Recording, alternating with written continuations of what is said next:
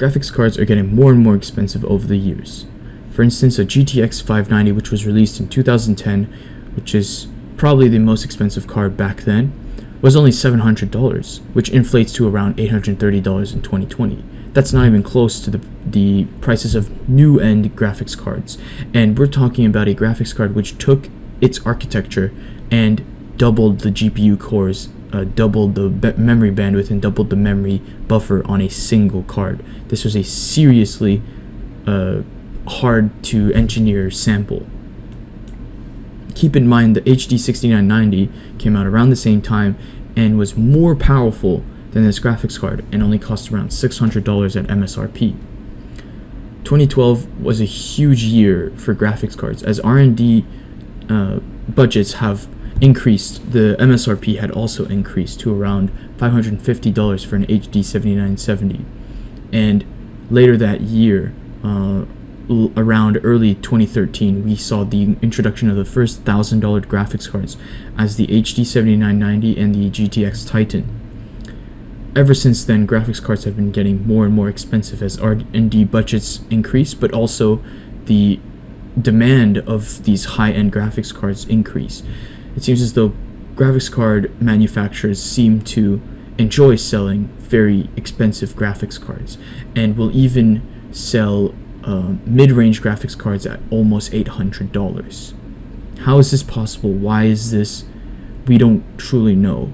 I think that it is due to the anti-consumeristic practices of the ignorant consumers. I truly think that most PC users don't really understand how computers work, and you can clearly see it through Steam charts and other kinds of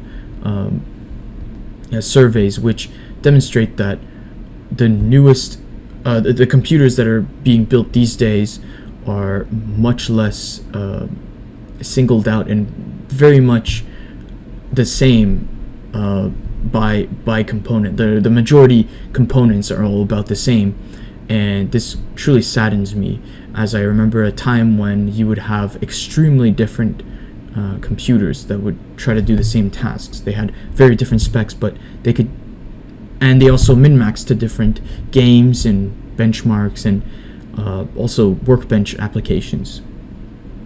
But anyways, I'm just rambling at this point.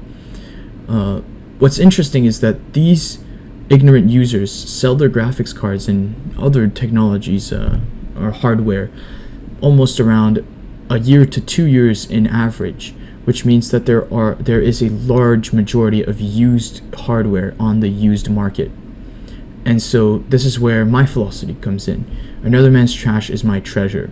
I truly believe that most graphics cards on the used market these days have a great bang for buck value. Buying a $200 graphics card that's able to do 4K gaming in modern games, that is a definitely must-have. That's just an example that doesn't actually happen. Well, it does, but enough said. Question is, what should you buy in 2021 that's cheap and effective for gaming and workbench tasks? Well, Kepler graphics cards are aging due to drivers. Maxwell is going the same way, plus the used market is not being very nice with Maxwell, putting the prices way too high. Actually, I sold my 980 Ti for a great price.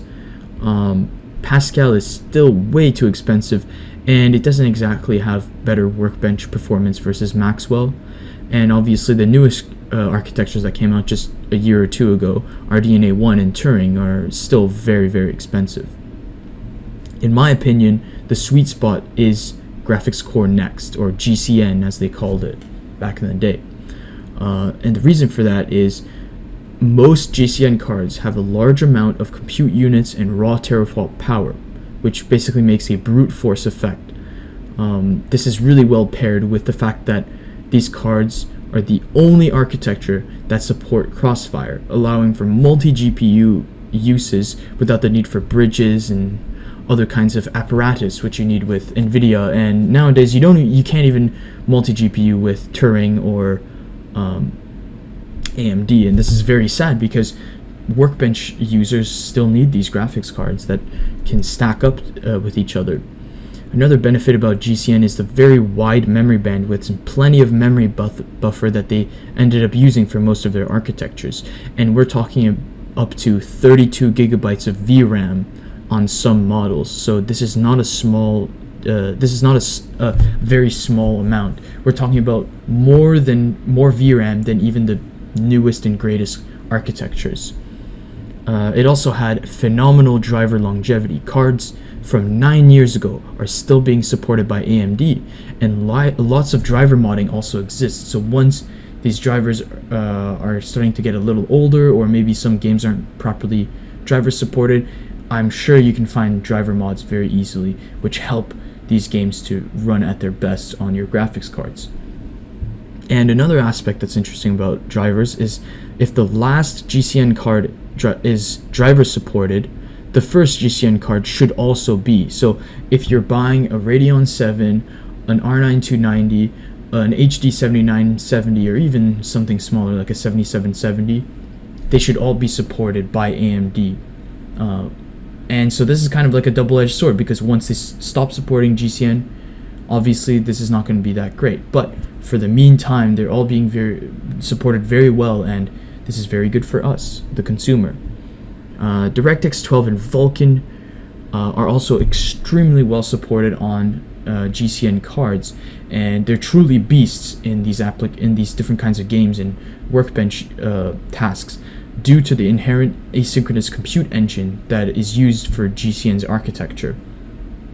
Basically, what this causes is a high IPC increase over its competition. While NVIDIA was running 1200 megahertz on their core clocks, GCN was only running 1000 megahertz, and they were still beating out NVIDIA. And so this also has a little side effect, and that's the fact that overall GCN doesn't necessarily overclock as well as you'd hope. Now, I mean, technically that's only on paper. A lot of people will see +5 overclocks, and then +7 overclock, you're starting to get some stability issues. But because of the high IPC, +5% overclock can mean up to 20% frames and 20% tighter frame times. So overclocking GCN is probably the most meta thing you could do. Finally, GCN cards are probably some of the cheapest graphics cards. They're extremely reliable. I've only seen a couple of models which had manufacturing issues and ended up not having the longevity of, let's say, a new graphics card. But considering you have Pascal cards that were dying out and RX 570, 580 cards that were Bitcoin mined for years, that were being used at 100% utilization for years on end, and they still work properly with very little artifact in a lot of cases, well, that just demonstrates how reliable GCN cards were truly. There's also a very large amount of aftermarket coolers and a lot of BIOS hacks, compute unit hacks, and other kinds of tweaks that you can do to your GCN cards, which for hackers and overclockers is absolutely perfect. I think GCN is some of the best cards that you could have in 2021 if, let's say, you're looking for the best bang for buck, but you're also looking to tweak your graphics card. Newer architectures just don't allow you to do all these things and are extremely hard to unlock. GCN is not like that. GCN is a total unlock beast. And so, which GCN GPUs should you actually watch out for? Which ones should you look out for exactly? Yes, this is the first video where I'm actually putting a lot of effort in splitting up the video into parts. And so we're going to talk about a large majority of the GCN GPUs which are good bang for buck in 2021. Yes, I have updated my list. They should all pretty much be pitch perfect in terms of the performance they give you, the prices, and other aspects. So, I don't think that's up for debate. Now, I'm going to give a fair warning before I start talking about the GPUs to watch out.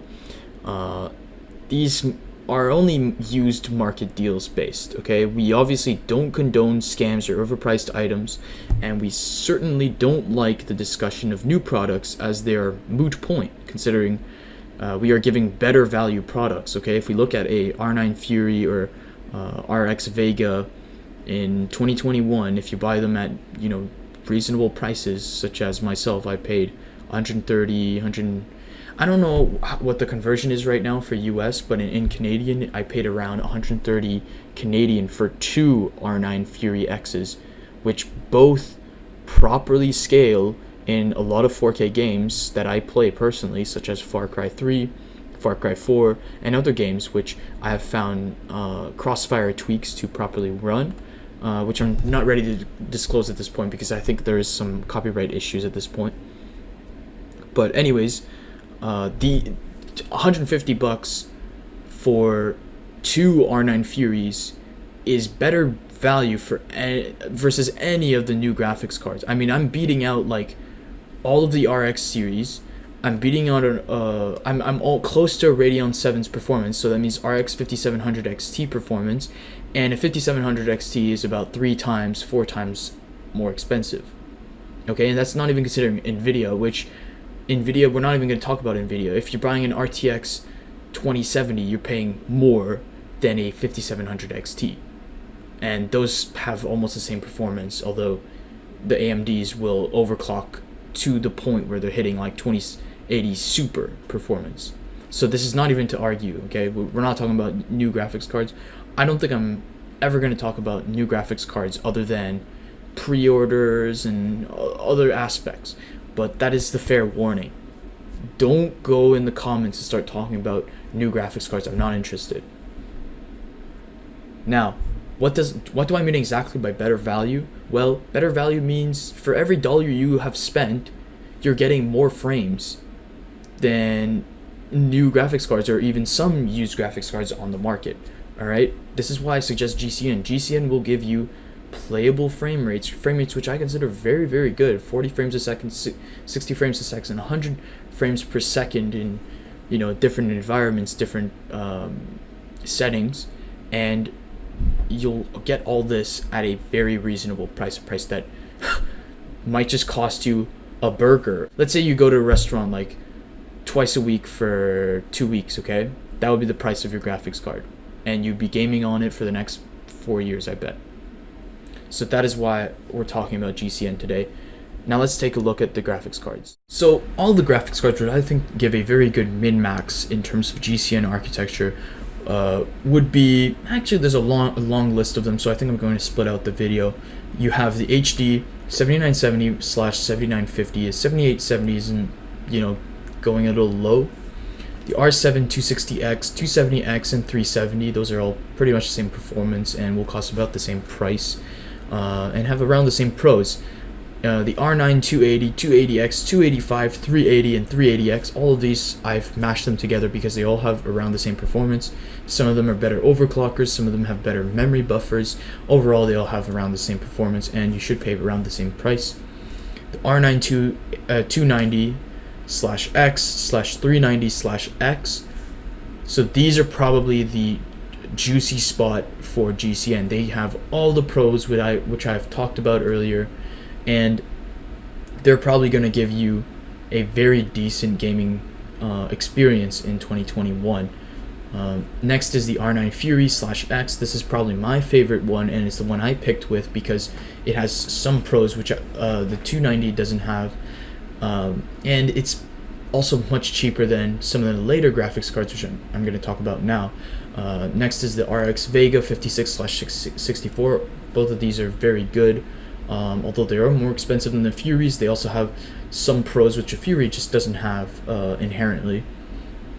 And then next is the dual GPUs, which are probably the most powerful and most expensive graphics cards I would ever talk about for GCN in the near future, and that's the Radeon HD 7990, the Pro Duo Fiji, and the Pro Duo Polaris. The Polaris being the 32GB version, and the Fiji being the 8GB with 1TB per second memory bandwidth. Don't confuse these two cards; they're very, very different. So all these cards are very good. And finally, we're going to talk about the newer cards. The RX 470/570, the RX 480/580, and finally I'm also going to go into Fire Pro cards and future GPUs, which I think you guys should look out for. So let's start talking about the 7970 and the 7950. So the pros for both of these cards is that they're the cheapest overall GPUs, which I think also have the best value. They play games very well. You can play most modern games at decent FPSs in 1080p. They have a good amount of VRAM, so if you do want to check out 1440p applications, not really gaming necessarily, but video playback, video encoding, all this kind of stuff, maybe even some Blender application, definitely doable. And it also has a fair bit amount of compute units. For the price you're going to pay for, you're getting 2048. That's quite a lot of compute units. Now let's talk about the cons. So quickly, the 7970 and 7950 don't have crossfire support. Well, they do, but they don't have the inherent crossfire support without a bridge. You do need a bridge if you do want to crossfire your 7970/7950, which is a bit of a bummer. Although they are cheap, I've seen them at $3, $5. The 7950 may or may not core unlock to a 7970. I don't remember this aspect. I think it does. This is something I was researching on forums. Some people say yes, some people say no. Overall, buy your 7950, expect for 7950 performance, and try to core unlock if it works. Thank God you got a 7970 right there. Another con is that it doesn't have inherent FreeSync support, and I don't think there's any software to help you get to that support, and so that kind of sucks if you're trying to buy a FreeSync monitor. Now, all these aspects are very interesting. Now let's talk about the coolers to look out for. Buy any non-blower cooler for these graphics cards. The blowers are fine, but they're very old at this point, and blowers don't have a very good longevity, so they're probably going to be extremely loud since they use sleeve-bearing fans. You should especially look out for Gigahertz Edition 7970, as they have the best bins and they overclock the best, which will allow for very good gaming performance. Overall, this is a very good graphics card if you're looking for your cheapest. This is basically the cheapest graphics card I will ever recommend someone, and I have recommended it in the past. I've seen people buying them at $50 Canadian, and that was over 2 years ago for $50 Canadian. I'm sure that you guys can find very cheap, and this was also a twin Frozer MSI version. Another aspect we should talk about is the fact that these graphics cards can be found with 6 gigabytes of VRAM, either in Fire Pro version or in regular overclocking versions, and so that also gives a great incentive for those who are trying to run high resolutions. Next up is the R7 260X, 270X, and 370. All these graphics cards, like I said, I bundled them up because they're all basically the same in terms of price to performance. Now, the pros for these graphics cards is that they're almost as cheap as the 7970 and 7950, and they do have crossfire support.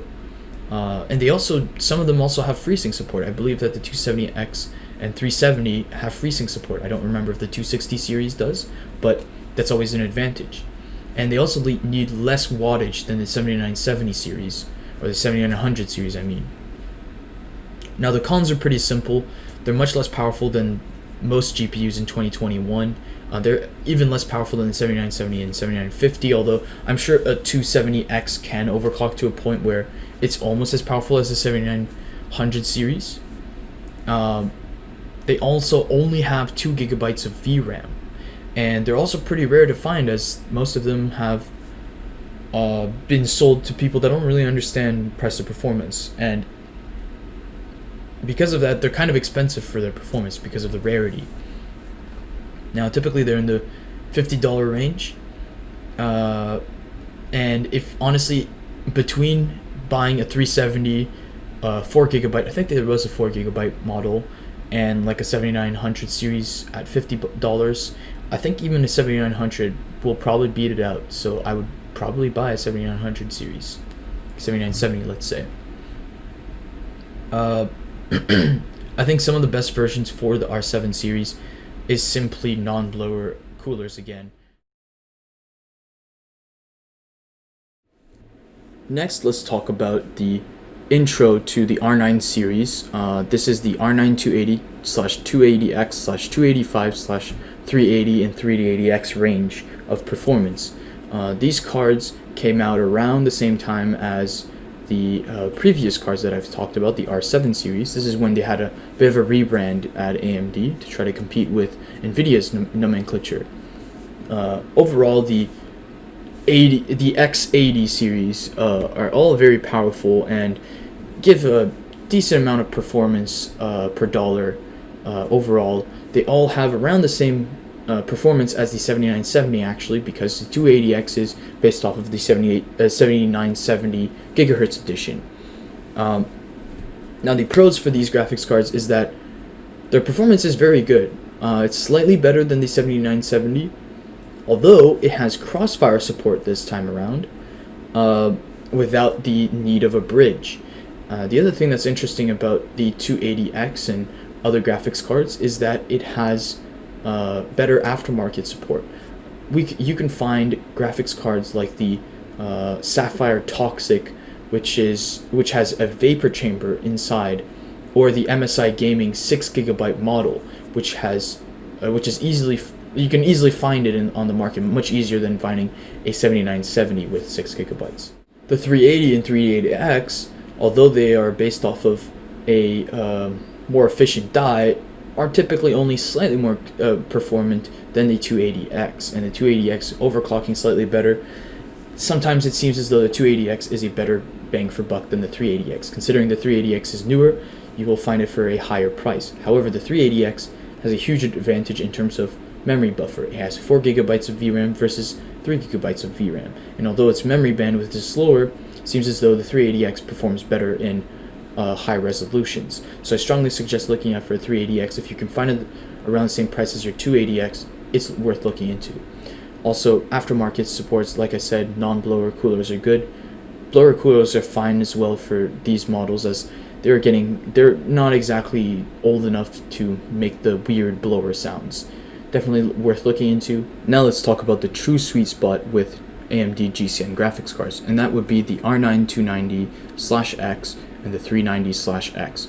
These graphics cards, when they came out, were truly the most powerful graphics cards. In 2013, NVIDIA was releasing their more powerful Kepler cards, and GCN had finally accomplished what they were looking for, and that is the true best bang for buck graphics cards. The 290 was probably the better of the cards, as it was cheaper than the 290X, and boasted the same memory buffer, a 512-bit GDDR5, 4GB of VRAM, and it was running around 350 to 400 gigabytes per second, which is still very impressive to this day.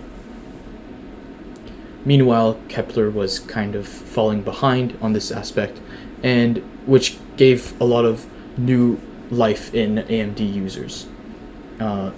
So basically, these graphics cards have all of the benefits which I have talked about in the GCN sweet spots, and so that is why I think they're the true GCN main graphics cards. If you're looking for GCN, these are the graphics cards you'd be looking for.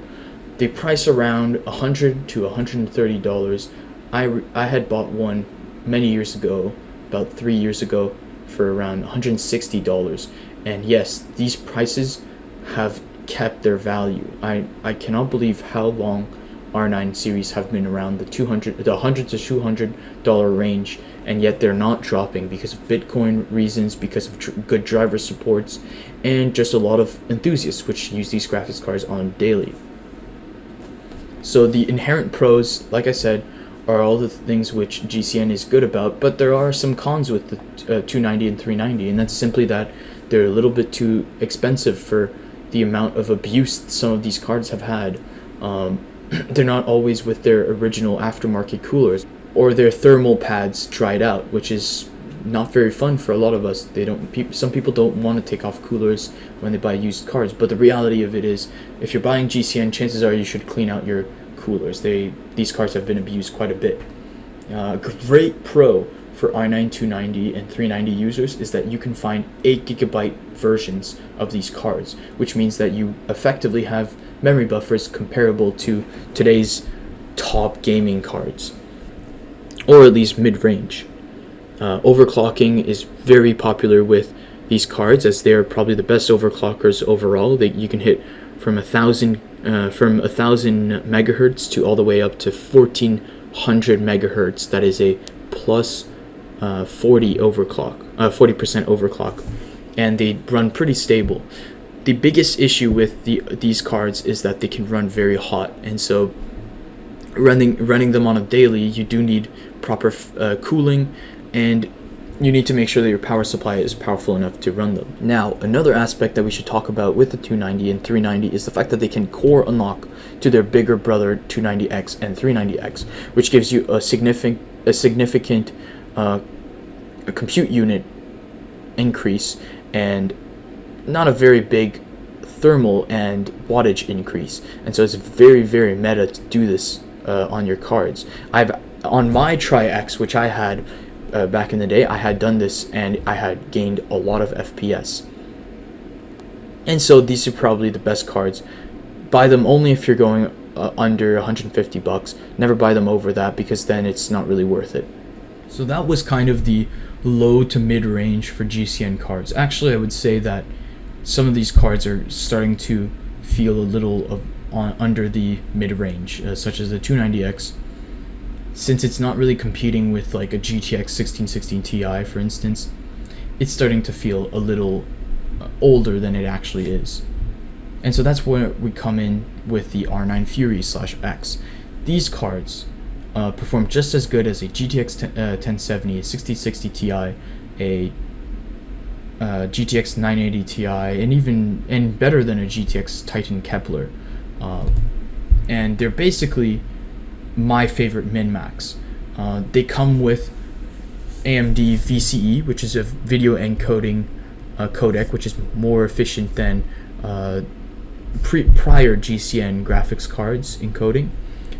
They have the largest compute unit to date at this point, looking at the previous graphics card that I have talked about. And they also boast the first generation of high bandwidth memory, or HBM. In this case, it was made by SK Hynix. They had 4 gigabytes of 4096-bit GCN high bandwidth memory.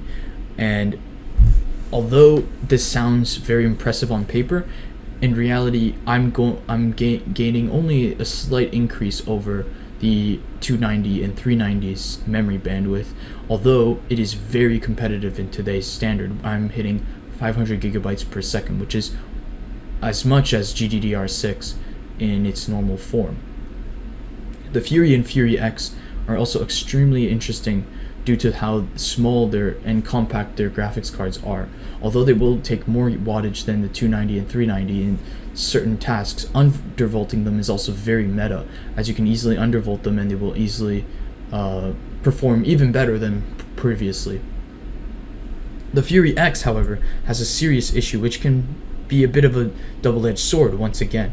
The Fury X, having a liquid cooler, is known to dry out its liquid over the years, and you can have a damaged pump, which makes a very annoying buzzing sound. I know this because I have one. And although this is can be a nightmare to run, you can do it. There are some voltage things that you can do, voltage tweaking, I would say, that you can do. And also, in a lot of cases, you can get a free Fury X. If, let's say, you buy them on eBay and your pump doesn't work once it gets shipped, you can ask for a refund and still keep the Fury X, which is exactly what I did. So I got a free Fury X, and I also have a regular Fury. Now, regular Furies, if you guys didn't know, can core unlock to exactly the same amount of compute units as a Fury X, and in some cases it is very, very successful. So you do have to watch out for which coolers you buy with the Furies. In my opinion, the best Fury coolers are the Fury Strix, which also looks very, very beautiful, probably one of my favorite cooler designs ever, and the Sapphire Nitro.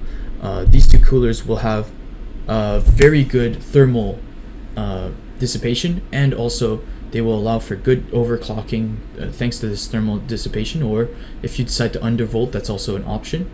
And finally, they also have the possibility of core unlocking to Fury X performance. So all these three aspects, that is the best tweaking that you can have in the AMD lineup. They do have AMD VCE, which is a great benefit, and because of their memory buffer setup, they can run basically 4K without much issues. If you are looking to min-max to this kind of graphic card, it's definitely worth it. I think the biggest issues with the Fury series is their reliability.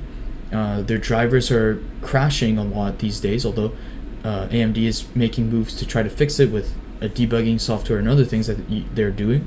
And also you have a driver mod community, so that sometimes helps. They're probably the nicest cards in terms of the luxuries that you get, and the fact that they have very good value. They're only slightly more expensive than your 290 and 390, and sometimes they're the same price as your 290 and 390, as my case was. So it is probably some of the best cards ever in terms of GCN, but that's up to for debate. I suggest buying a 390 or 390X 8GB to this day in 2021. Now, if you are a little if you're unhappy or unsatisfied with the performance of a Fury or Fury X, obviously the next best thing is the RX Vega 56/64. Both of these are extremely excellent graphics cards in terms of performance per watt, when you're undervolting, or when you're overclocking, amazing performance per dollar. The RX Vega has a couple of issues, however, right off the bat. I'm going to say the SK Hynix versions can and might die. The Vega 56s with SK Hynix HBM2 memory is not that great, which is, it really sucks for the consumer, and you should seriously watch out when you're buying SK Hynix. Sometimes it dies, other times it's just that they won't overclock that well. Overall, they're kind of sketchy. Another thing you should watch out is the Gigabyte dual PCBs or dual fan GPUs that they came out with. These are known to have serious issues in artifacting due to really bad voltage regulation. I had a friend who had bought one for a quick flip, and he ended up doing a quick flip, but it started artifacting months later, where he didn't have to deal with it, but his customer did. So Vegas are very good, however, for other aspects, such as they have a larger memory buffer than the Fury and the Fury X. They actually overclock their memory, which is something that the Fury just didn't do. Because of that, they can boast up to 600 to 650 gigabytes per second of memory bandwidth. But this is a big warning, because this is only when you're hard mod them. I think the Vega 56 and 64 is the first true GCN cards that hard modding is kind of meta. When you're hard modding your Vega, they do take more and more voltage and more wattage, but they can seriously outperform even today's newest graphics cards, and so that's a big advantage. Another advantage that the Vega has is the fact that they have better optimization for AMD VCE, and that is the primary reason why Vegas have kept their value. So Vegas are basically more expensive but better optimized Furies. You can see Vegas at around $200 to $300, which is around the same price as a mid-range to low-end new graphics card, and so that's why it's not necessarily meta to buy a Vega in 2021. Now let's talk about dual GPUs. Why not? There's a lot of dual GPUs with GCN. I think GCN is the number one architecture with the most amount of dual GPU setups, greatly beating Kepler, Fermi, and all these other graphics card architectures which came out prior to it. The Radeon HD 7990, the Pro Duo Fiji, and the Pro Duo Polaris are the most prevalent of these dual GPU setups. The 7990 being the cheapest of them, basically is a dual 7970, and this basically means that you don't need a Crossfire bridge when buying this graphics card. There's a couple issues with the 7990, or inherently with dual GPUs, is that their Crossfire support is a little iffy. I have dual R9 Furies, and although driver support is not that great for my dual Furies, at least it's a conventional setup. A lot of people run dual Furies, but a 7990 sold a lot less than dual Furies because of its inherent large MSRP at the time. uh, dual Fijis are technically is technically a better bang for buck than a 7990 in terms of workbench application. It has probably the most amount of raw compute units out of all of the GCN architectures, minus the AI architectures. Running dual 4096 Fury cards on a single GPU die, it is extremely meta if you are looking for pure teraflop performance. 8 gigabytes of HBM1 memory at 4096 bit, that is up to 1 terabyte per second of memory bandwidth. Quite impressive. However, if you are looking for something a little cheaper, the Pro Duo Polaris might be the thing for you. If you're a workbench user, I've heard really great things about the 32 gigabyte Polaris. Overclocking is meta on these cards, as they're somewhat easy to overclock with aftermarket coolers, of course, and they are slightly cheaper than the Fiji cards because they performed a little less than that. 7990 is probably the worst of these three graphics cards, as although it is quite a bit cheaper, you can still see them at like $300. Now let's talk about a bonus graphics card, which I totally forgot existed, the R9295X2. This is a graphics card which basically takes two 290s and puts them together with a liquid cooler to pack the whole thing, similar to the Pro Duo Fiji. It boasts, again, 8 gigabytes of VRAM and has close to 700 gigabytes per second of memory bandwidth, which is excellent for today's games. It is basically a better 7990. There's not much to say about it. Either one is okay. They're both a little too expensive for the performance that you will realistically get for gaming, but in workbenches that don't necessarily need drivers to perform better, they're definitely, somewhat meta. And finally, let's talk about the very final graphics cards I feel like talking about for GCN, and that is the RX 470/570 and the RX 480/580. Now, I'm going to pair these two. I'm only going to talk about the 470/570 8 gigabyte and the other version 8 gigabyte because these are the only real meta ones. The other ones, most of them were used for Bitcoin mining, and overall they have worse high resolution benchmarking or frame rates than some of the cards that I have talked about, even worse than sometimes 7970s and 380Xs. And that's just in price to performance value. I mean, they're actually pretty good. Like, they might get more FPS, but they're definitely more expensive because they're the newest cards. Buying them around 2016, 2017, and 2018 due to the Bitcoin rise and the fact that it was a new architecture was extremely meta at the time. And so now that these people are selling these graphics cards and buying RDNA 1, they're extremely cheap, although not as cheap as the other graphics cards which I've talked about. They're around the R9 Fury to R9 290 range of pricing. Sometimes even more than that, which is kind of unreasonable. So buying these cards is sometimes meta. Buying a 570 8 gigabyte can be as cheap as a R9 290 4 gigabyte, and so that's where it starts being a little better bang for buck. And finally, let's talk about the future GPUs to look out for, and that would be the RX 590 and the Radeon 7. And I think this is probably the most min-maxed or the most niche graphics cards in GCN architecture. The RX 590 is only slightly more powerful than a 580 8 gigabyte, although it is running a slightly modified 12 nanometer TSMC lithography, which means that it is actually really, really good for overclocking. It overclocks up to 1700 megahertz, which was at the time really impressive for basically an RX 580, which was, I think, a three-year-old architecture. And they did sell around the mid to low range in the graphics card chart at the time, so their MSRPs were already pretty low, which meant that people that bought them just to try to run games kind of bought them.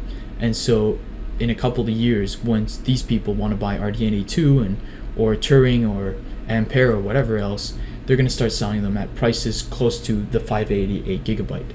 And so that's probably going to be a pretty good future graphics card to look into.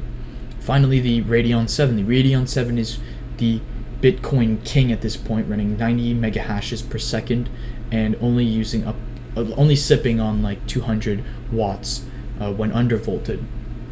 This is the best GCN GPU ever created, and although that doesn't really mean that much, considering it wasn't able to exactly break down the market when it came out, it is still a graphics card that is worth looking into. It's basically an HD 6990 for GCN, a last hurrah, if you will.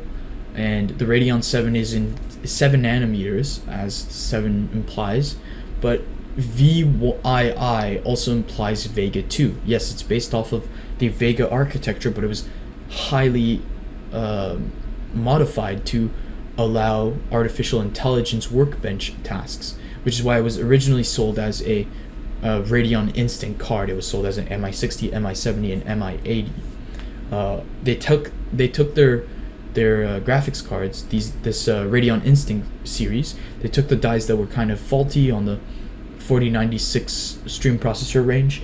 They cut them down and they sold them as gaming graphics cards. And to be honest, they're really, really good. They scale really well in resolution and in textures. They're not that good in tessellation, as all GCN cards are, but overclocking is a really high benefit with these cards. I've heard people running 2200 megahertz on Radeon 7s on their stock coolers, and sometimes liquid coolers even higher than that. So they're extremely good for overclocking, and I'm sure that they would hit mid to high end range performance in 2021. The only problem is the Bitcoin just rose recently, and so these cards have gone bonkers in their prices.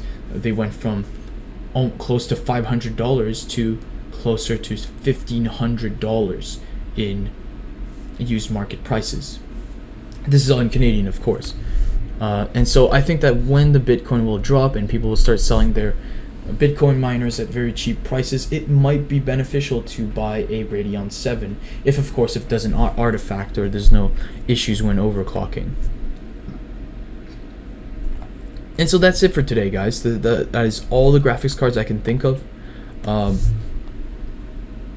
Don't buy blower GCNs overall. And of course, the cons of GCN, this is something I have not talked about yet. GCN has inherently 3 flaws. They're not performant in tessellation applications. Their wattage usage is a little higher than most graphics cards, although these days that doesn't really matter, considering high-end graphics cards will use around the same wattage as them.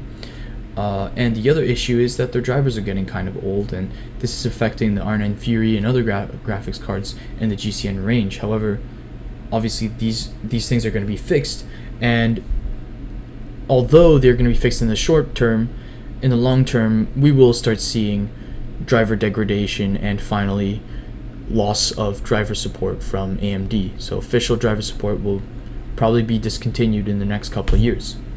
And so these are only good at short-term solutions. If you're looking for a graphics card that you're going to run for the next 3 to 4 years, it's definitely worth it. If you're looking for a graphics card that you're going to run for 7 years, which is honestly unrealistic because most people change graphics cards around 2 to 3 years, well, look elsewhere. Probably look for buying a console, to be honest. And so that's all I have to say for today. I hope you guys enjoyed this guide. I tried my best to talk about all the GCN graphics cards. I might have mumbled some words or fumbled some words, and I'll try my best to edit it out, but that's what I have for today. Hope you guys enjoyed. Have a good day.